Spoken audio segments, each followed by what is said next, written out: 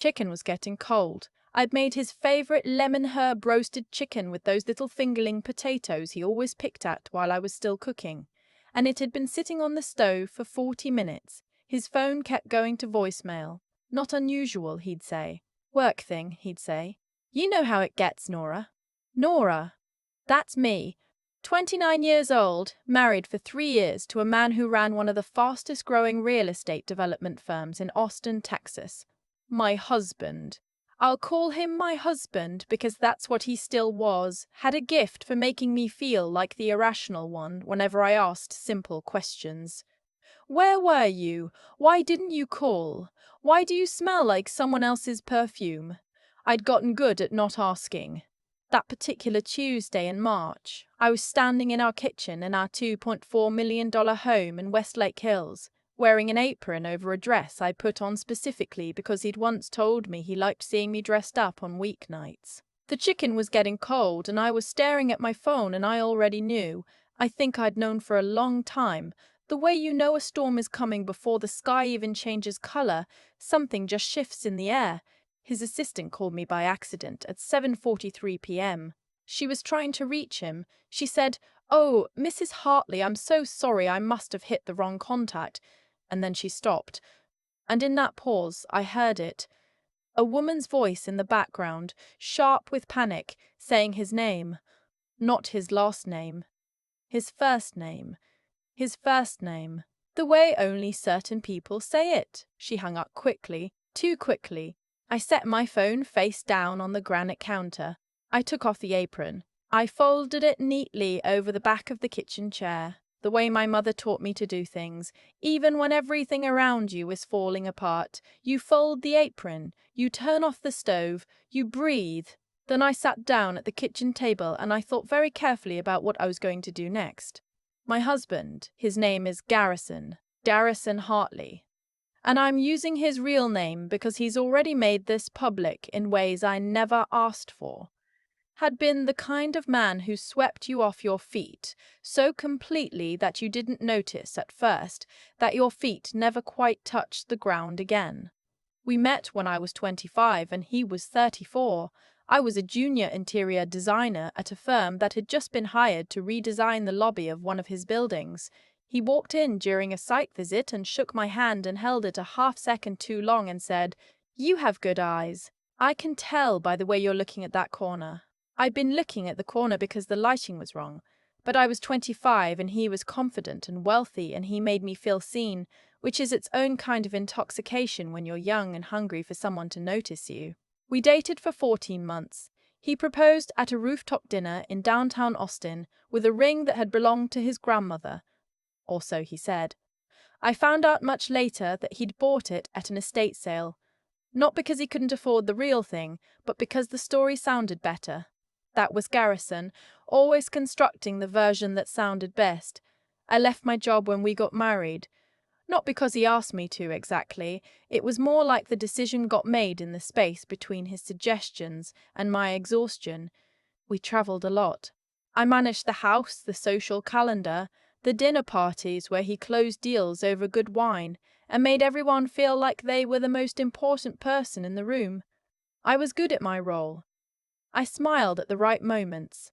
I remembered the names of people's children. I sent handwritten thank you notes because Garrison said it made a difference. What I didn't do, what I should have done, was pay attention to the version of himself he was constructing when I wasn't in the room. Her name, I found out eventually, was Simone. She worked in commercial leasing. They'd been together, if you could call it that, for almost 2 years by the time I was standing in my kitchen listening to dead air on my phone. 2 years. Which meant it had started 8 months after our wedding. Which meant our first anniversary, when he took me to Napa and told me over a candlelit dinner that marrying me was the best decision he'd ever made. He had already been lying to my face for 4 months. I didn't know all of this on the night of the cold chicken, but I knew enough.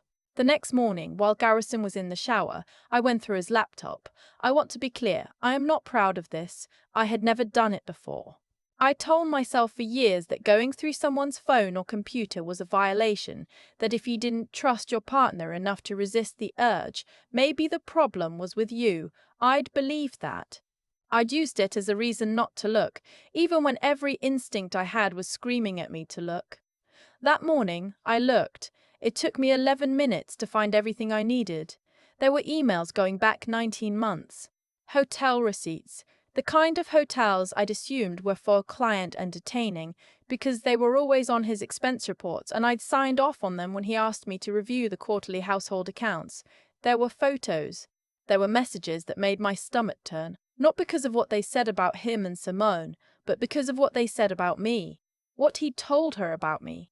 That I was boring, that I was controlling, that I'd let myself go emotionally after the wedding, that he'd married the idea of me rather than the reality. I sat on the edge of the bed in our guest room with his laptop in my hands, and I read every single word. Then I closed the laptop, put it back exactly as I'd found it, and went downstairs to make coffee. Garrison came down 20 minutes later in his charcoal suit, the one I'd had dry cleaned on Monday. He kissed me on the cheek. He smelled like his usual cologne. He asked if I'd seen his phone charger. On the nightstand, I said, right, yeah. He poured himself a cup of coffee. I've got that dinner tonight with the Meridian Group guys, so probably late. Don't wait up. Okay, I said. He left at 8:15. I stood at the kitchen window and watched his Range Rover back out of the driveway, and I thought, he has no idea. He has absolutely no idea that everything just changed. That feeling of being the only one in the room who knows the real story is a strange kind of power. I hadn't asked for it, but I was going to use it. I spent the next 6 days making phone calls. Not to friends, not to family, not yet. First, I called my mother's attorney who had handled her estate when she passed 2 years ago and asked for a referral to the best family law attorney in Travis County. He gave me a name. I called that name and got an appointment for that Friday. Her name was Patricia Walsh. She had silver hair and reading glasses on a chain and the kind of quiet authority that made you feel immediately that you were in competent hands. I sat across from her desk in her office off Congress Avenue, and I told her everything. She asked precise questions. She took notes. At the end of the hour, she looked at me over her glasses and said, "You've been more organized about this than most clients I see at this stage. That's going to help you."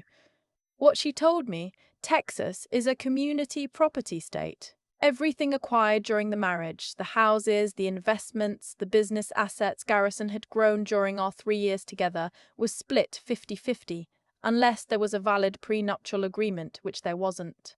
Because Garrison had been so confident I'd never leave that he'd never pushed for one. The Westlake Hills house alone had appreciated by $600,000 since we bought it.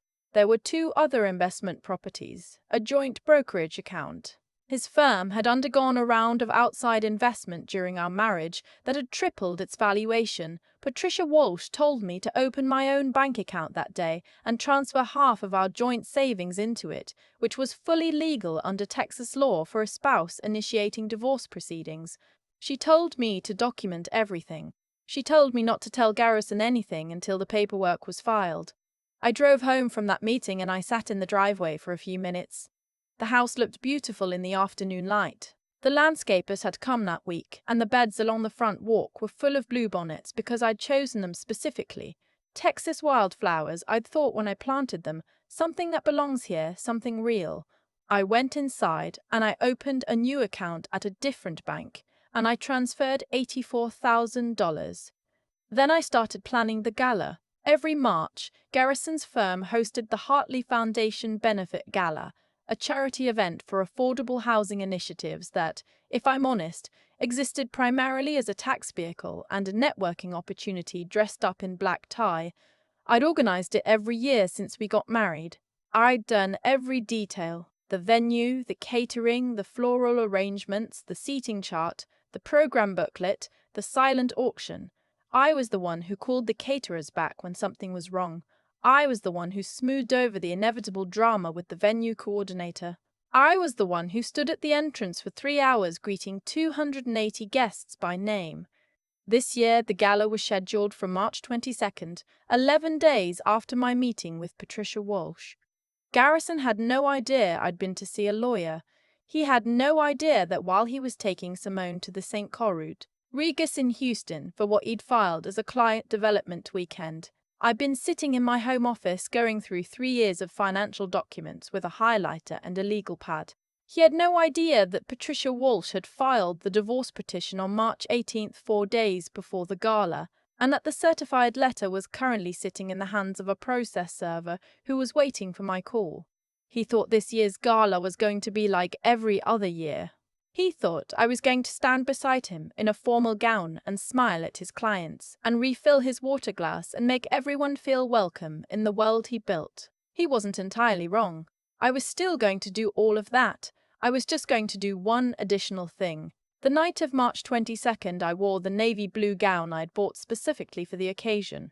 Floor length, simple, the kind of dress that doesn't call attention to itself but photographs well. I'd had my hair done. I wore the diamond drop earrings Garrison had given me for our second anniversary, a gift I now knew had been purchased with money from a joint account that was half mine anyway. But still, I got to the Four Seasons on the lake 45 minutes before the guests arrived to check on the setup. Everything was perfect. The centerpieces, the lighting, the arrangement of the silent auction tables, all of it exactly as I'd planned. The catering manager found me near the bar and said, "Mrs. Hartley, everything looks wonderful." I thanked him and meant it. Garrison arrived at 6:55, just before the doors opened. He looked handsome in his tux. He always did. He kissed me on the cheek and said, "You've outdone yourself." I smiled and said nothing. The guests arrived. I did what I always did. I greeted, I guided, I remembered. I chatted with his partners' wives about their kids' school applications and asked the right questions about people's recent vacations. I watched Garrison work the room with the ease of someone who has never once in his life doubted his own welcome. He was good at this. Genuinely good. That was the thing about Garrison. His charm was real. It just existed completely independent of his integrity. At 8:15, the program was set to begin. There would be remarks from the foundation board chair, a video about that year's housing projects, and then Garrison was supposed to give the keynote address, his big annual moment, the speech I'd helped him draft and rehearse for the past 2 weeks. I was scheduled to give a brief introduction, a thank you to the guests for their support, a minute, maybe two. I'd done it every year. At 8:13, I stepped away from the table where I'd been sitting with his senior partners and their wives. I told them I was going to freshen up. I walked to the edge of the room where the Foundation's events coordinator, a young woman named Jamie who'd worked every one of these galas with me, was standing with a clipboard. "Is the microphone on?" I asked her. She checked. "Live," she said. "Good." I smoothed my gown. "I'm ready." The room quieted when I stepped up to the podium. This part was familiar. The faces looking up at me were faces I'd been seeing at this event for 3 years. Investors, city council members, developers, journalists from the Austin Business Journal who covered the city's real estate beat. I said thank you. I said it had been a privilege to help build something that mattered. I said Garrison was an extraordinary man, and I meant that, in its way. He was extraordinary, just not in the ways I'd believed. Then I said, "Before Garrison comes up to speak, I want to share something, because this room is full of people who've trusted our family, and I think honesty is a form of respect." The room had gone very still. Garrison was at the table behind me, 20 feet away. I didn't turn around. I didn't need to. "As of March 18th, I said, "I filed for divorce. My attorney has already served Garrison with the petition. I didn't plan to say this publicly, but I also didn't plan to spend 3 years with a man who spent 2 of them lying to me. So here we are." I paused. Someone near the back made a sound. A chair moved somewhere. "I wish this foundation genuine success," I said. "The work it does is real and it matters. And I want to thank everyone in this room who has ever treated me with kindness. You know who you are." I set the microphone back in the stand. I stepped away from the podium. The room was completely silent. I walked back to my seat, picked up my clutch, and kept walking toward the exit. I could hear the beginning of noise behind me, the specific low roar of a room of people all processing something at once, that sound like weather changing. I did not run. I did not hurry. I walked like I owned the ground under my feet. which in a community property state I kind of did. The elevator doors opened immediately. I stepped inside. In the 2 seconds before the doors closed, I caught a glimpse of Garrison across the room. He was standing up. His face was— I don't have the right word for it.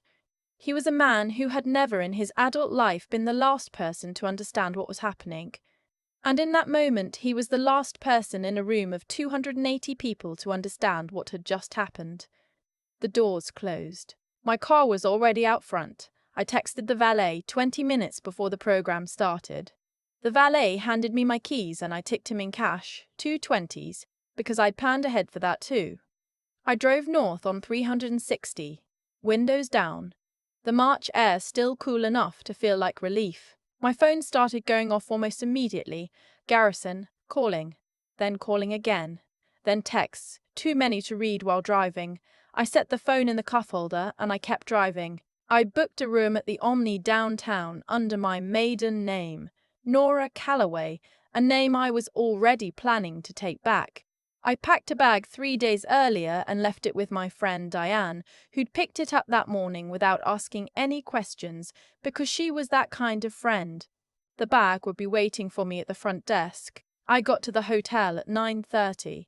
The lobby was quiet, that weeknight hush of a nice hotel on a Tuesday. I checked in. I rode the elevator up to the 12th floor. I let myself into a clean, anonymous room with a view of the Congress Avenue Bridge, and I sat on the edge of the bed and I finally let myself shake. Not cry. Not yet. Just shake. The way your body does when it's been holding something very tightly for a very long time and it finally gets to put it down. I ordered room service, a bowl of soup and a glass of wine and a piece of chocolate cake because I hadn't actually eaten at the gala and I was starving. I sat in the armchair by the window and watched the bridge lights reflect off the lake, and I ate every bite. My phone rang 4 more times that night. I didn't answer. What followed was not simple or clean or satisfying in the way that certain revenge fantasies promise. I want to be honest about that, because I've seen the comments on videos like this one, and I know what people want to hear. They want to hear that everything fell apart perfectly for the person who hurt you. That justice is a precise instrument. Sometimes it is. Sometimes it is. Garrison did not fall apart. He hired a very good attorney of his own, and the next 6 months were expensive and exhausting in the specific way that Texas divorce proceedings are expensive and exhausting when one party has significant assets and is highly motivated to protect them. There were depositions. There were financial disclosures that his attorney tried to delay and Patricia Walsh's office compelled. There were mornings when I sat in conference rooms and listened to people argue about spreadsheets and I thought, this is what the end of a marriage looks like. Not a dramatic moment, spreadsheets. Simone, for her part, was apparently devastated by the public nature of the gala announcement. She called Garrison that same night, from what I later gathered, and told him that she hadn't signed up to be part of a public scandal and that if this was his life, she wanted no part of it. He lost both of us in one evening. I won't pretend that didn't give me a small, specific satisfaction, the kind I'm not entirely proud of but feel no need to apologize for. The divorce was finalized 8 months later.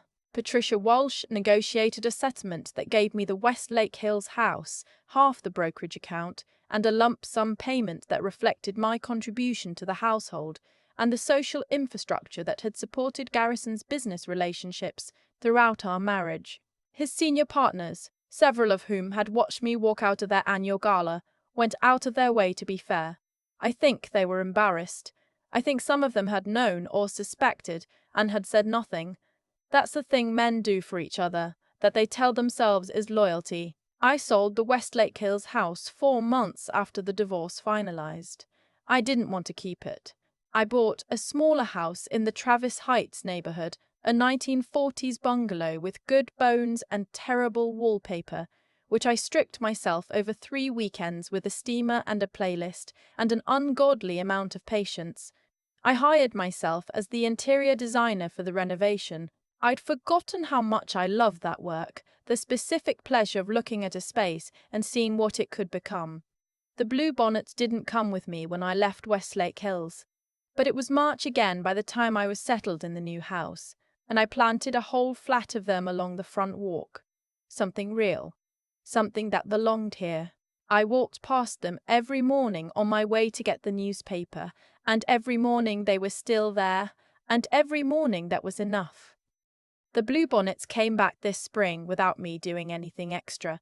I hadn't babied them, hadn't covered them through the one cold snap we got in February. They just came back, because that's what things with real roots do. I think about that a lot when I think about what happened with Garrison. There's a version of this story where I'm the woman who got revenge, who planned something dramatic and walked away clean. And yes, I did plan it. I won't pretend otherwise.